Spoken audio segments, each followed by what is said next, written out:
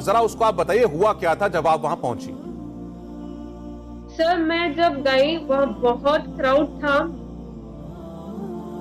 Boys کا بہت crowd تھا. وہ مجھے الاؤڈ ہی نہیں کر رہے تھے اندر جانے کے لیے. بولے برقع کاٹ کے تم اندر جانا ہے یا تو تمہیں کالج میں انٹری نہیں ہے. پھر بھی میں somehow just went inside. پھر میں نے اسکوٹی پارک کیا. پھر میں آ رہی تھی، وہ سب کراؤڈ لے کے میرے پیچھے آ رہے تھے. سب میرے پیچھے آ کے ایسے سلوگن میں جے شری رام بول رہے تھے، اور وہ کچھ اورنج والا ایسا ہے نا وہ لے کے ایسے گھما رہے تھے اور مجھے کچھ بھی بول رہے تھے. پھر ایون آئی اسٹارٹڈ شاؤٹنگ اللہ اکبر. اچھا آپ مجھے بتائیے کہ جی اس وقت میرے پرنسپل، میرے لیکچر سب نے آ کے اچھے سے سپورٹ کیا مجھے، پروٹیکٹ کیا مجھے.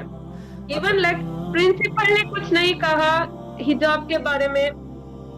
پھر بھی پرنسپل نے کچھ نہیں کہا، پھر بھی ان لوگ مجھے بول رہے تھے. اچھا مجھے سب سے پہلے یہ بتائیے، ویورز جو ہے یہ سمجھنا چاہ رہے ہوں گے کہ آپ کون سے شہر کی ہیں، کون سے کالج یا اسکول میں پڑھتی ہیں، کون سی کلاس میں پڑھتی ہیں آپ؟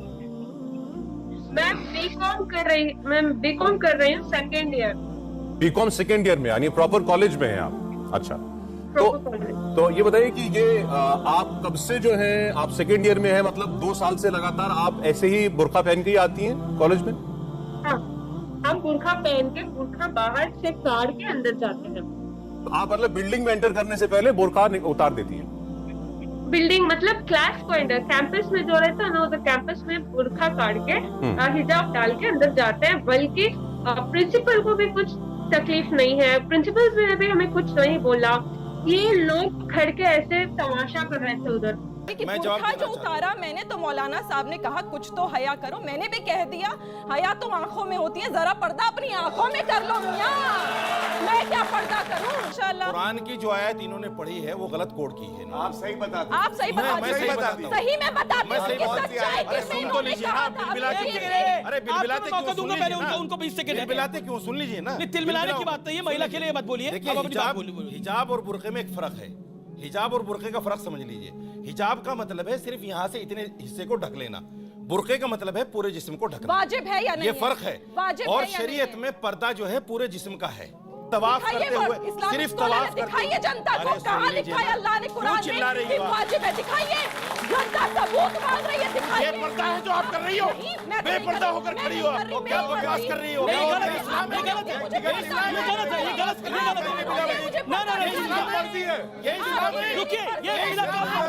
مجھے ایک بات بتائیں، یہ جو حجاب ہے کیا یہ مسلم آئیڈینٹی کا کوئی مینڈیٹری پہلو ہے؟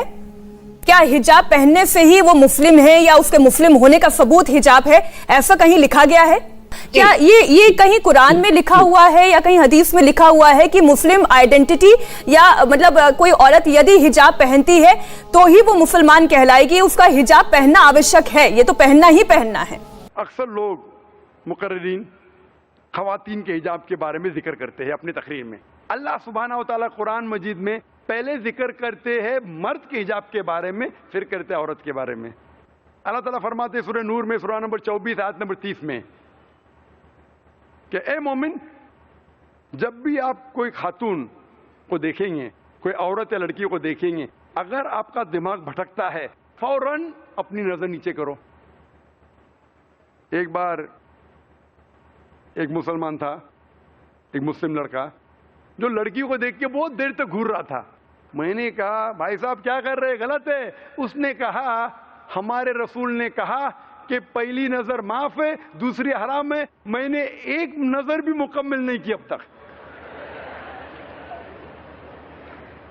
اس کا مطلب یہ نہیں کہ آپ 10 منٹ بنا پلکائے جھپکائے لڑکی کو دیکھو، گھورو اور کہو کہ نظر ہی پوری نہیں ہوئی. اللہ کے رسول کیا کہنا چاہتے تھے؟ اللہ کے رسول یہ کہنا چاہتے تھے کہ اگر غلطی سے آپ کوئی لڑکی کو دیکھتے ہیں تو دوبارہ مت دیکھو، تاکہ آپ اس کی زینت کو دیکھ کے عیش کرو. اس کے بعد فوراً لکھا ہے قرآن مجید میں سورہ نور میں سورہ نمبر 24 آیت نمبر 31 میں کہا گیا مومنات سے، مومن عورتوں سے آپ نظر نیچے کرو اور اپنی حفاظت کرو اور اپنا پلو، سر کا پلو چھاتی پہ ڈھکو. اور اس زینت کی نمائش مت کرو صرف جو عام طور پہ دکھی جاتی ہے، جو آپ حجاب کو ذرا ریلیکس کر سکتے، صرف اپنے شوہر کے ساتھ، والد کے ساتھ، بیٹے کے ساتھ، اور ایک لسٹ ہے، بڑی ایک لسٹ ہے جو قریب رشتے دار جس سے آپ شادی نہیں کر سکتے، جو آپ کے محرم ہیں. ان کے علاوہ سب لوگ کے سامنے آپ کو حجاب کرنا چاہیے. عام طور پہ حجاب کے اصول 6 ہے جو قرآن و حدیث سے ہمیں ملتے ہیں. پہلا اصول ایکسٹینٹ، کون سا حصہ جسم کا ڈھکا ہونا چاہیے. آدمی کے لیے ناف سے لے کے گھٹنے تک کم از کم، اور عورت کے لیے سارا جسم، صرف چہرہ اور ہاتھ ہتھیلی تک دکھ سکتا ہے، اس کے علاوہ سارا جسم ڈھکا ہونا چاہیے. دوسری شرط، کپڑے اتنے چست نہیں ہونا چاہیے جس سے آپ کو فگر نظر آ سکے. تیسری شرط، کپڑے خفیف پتلے نہیں ہونا چاہیے، ٹرانسپیرنٹ، جس کے تھرو آپ دیکھ سکے. چوتھی، کپڑے اتنے بھڑکیلی نہیں ہونا چاہیے جس سے دوسرا جنس متاثر ہو. پانچویں شرط، کپڑے دوسرے جنس کے نہیں ہونا چاہیے، عورت مرد کے کپڑے نہیں پہننا چاہیے، مرد عورت کے نہیں پہننا چاہیے. اور چھٹی شرط، کپڑے دوسرے مذاہب کی نشانی نہیں ہونا چاہیے. یہ 6 شرطیں. اور اللہ تعالیٰ فرماتے سورہ احزاب میں سورہ نمبر 33 آیت نمبر 59 میں کہ اے رسول کہہ دو اپنی بیویوں سے، اپنی بیٹیوں سے اور مومن عورتوں سے کہ جب بھی وہ باہر جائے وہ جلباب پہنے تاکہ لوگ اسے پہچان سکے اور لوگ انہیں نہ چھیڑے.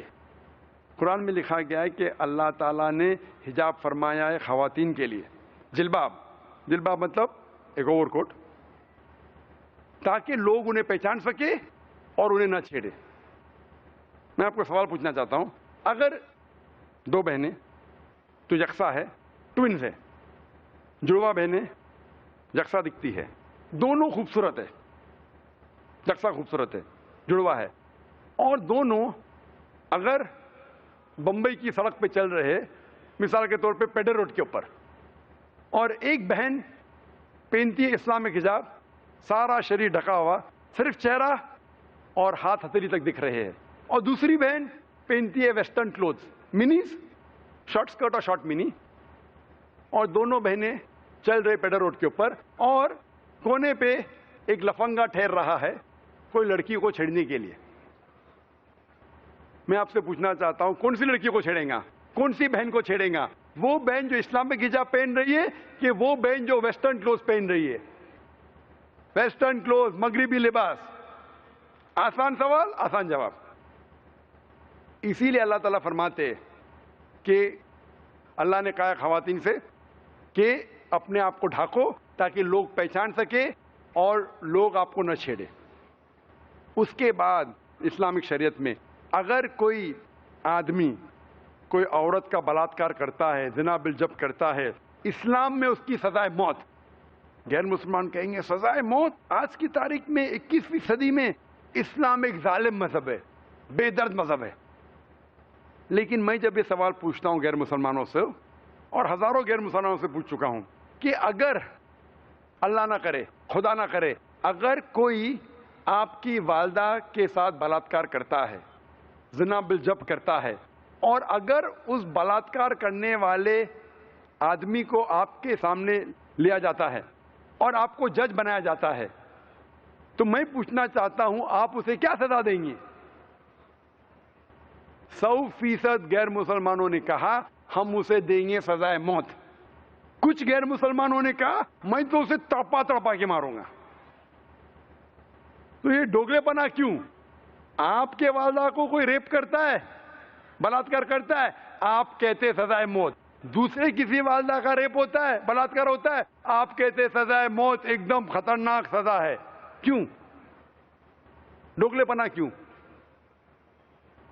آپ جانتے ہیں کہ آج کی تاریخ میں ہم سمجھتے ہیں کہ USA سب سے تعلیم یافتہ ملک ہے، سب سے ترقی یافتہ ملک ہے. آپ جانتے ہیں کہ USA میں ریپ بڑی تعداد میں ہوتا ہے. According to FBI statistics of 1990، FBI statistics سن 1990 میں کہتے ہیں اسٹیٹسٹکس کہ ہر روز 1756 ریپ ہو چکے ہیں. اگر 1996 کی اسٹیٹسٹکس کے حساب سے نیشنل کرائم انویسٹیگیشن بیورو کے حساب سے U S department of justice وہ اسٹیٹسٹکس کہتی ہے کہ ہر روز 2713 بلاತ್ಕಾರ ہوئے on average in U S A.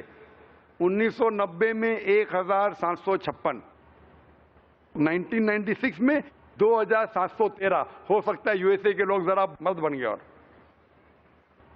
ابھی 2008 کی اسٹیٹسٹکس کہتی ہے investigation crime victimization bureau reported 1,25,910. سب رپورٹ نہیں ہوتے. 1990 میں رپورٹ 16%. اگر ملٹیپلائی کریں گے وہ بھی تعداد ہو جاتی ہے ہر روز 2000 سے زیادہ ریپ. امریکن اسٹیٹسٹکس کہتی ہے ہر 32 سیکنڈ میں ایک بلاತ್ಕಾರ، ایک ریپ ہو رہا ہے یو ایس اے میں. میں یہاں تقریر 2 گھنٹے سے کر رہا ہوں. اس 2 گھنٹے میں 200 سے زیادہ ریپ ہو چکے ہیں یو ایس اے میں. میں آپ سے پوچھنا چاہتا ہوں کہ اگر ہم اسلامک شریعت یو ایس اے میں نافذ کریں، ہر مرد کوئی لڑکی کو دیکھتا ہے اسے نظر نیچے کرنا چاہیے، ہر خواتین حجاب میں ہو، سارا جسم ڈھکا ہونا چاہیے، صرف چہرہ یا ہاتھ دکھ سکتا ہے. اس کے بعد اگر کوئی مرد کوئی عورت کا بلاತ್ಕಾರ کرتا ہے، ریپ کرتا ہے، سزائے موت.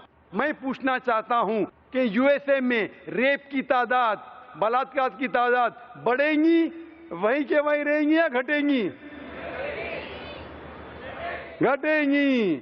آپ اسلامک شریعت نافذ کرو، فوراً ریزلٹس. اسی لیے سارے دنیا میں اگر کوئی دیش ہے، اگر کوئی ملک ہے جہاں سب سے کم ریپ ہے، بلاತ್ಕಾರ ہے، وہ سعودی عربیہ. آپ اسلام کی شریعت کو نافذ کرو، فوراً ریزلٹس ملیں گا. اسی لیے میں کہتا ہوں کہ اسلام اچھی باتیں کرنے کے علاوہ ایک ایسا طریقہ آپ کو دکھاتا ہے جس سے آپ وہ اچھی بات معاشرے میں قائم کر سکو. اسی لیے اسلام دین الحق ہے، حق کا مذہب ہے. اچھی باتیں کرنے کے علاوہ آپ کو طریقہ بتاتا ہے کس طریقے سے آپ اچھی بات کو عمل میں لا سکے. جس طریقے سے آخری ہفتے سنیچر میں نے کہا تھا ایک تقریر عالمی بھائی چارہ، اسلام میں دکھایا جاتا ہے کس طریقے سے بھائی چارہ عمل میں لا سکے روز. اسی لیے میں کہتا ہوں کہ اسلام ایک واحد مذہب ہے. اللہ تعالیٰ فرماتے ہیں قرآن مجید میں سورہ عمران میں سورہ نمبر 3 آیت نمبر 19، ان الدین عند اللہ الاسلام. اگر کوئی مذہب صحیح ہے اللہ کے نظر وہ صرف اسلام ہے. اپنی خواہش اللہ کے حساب سے چلنا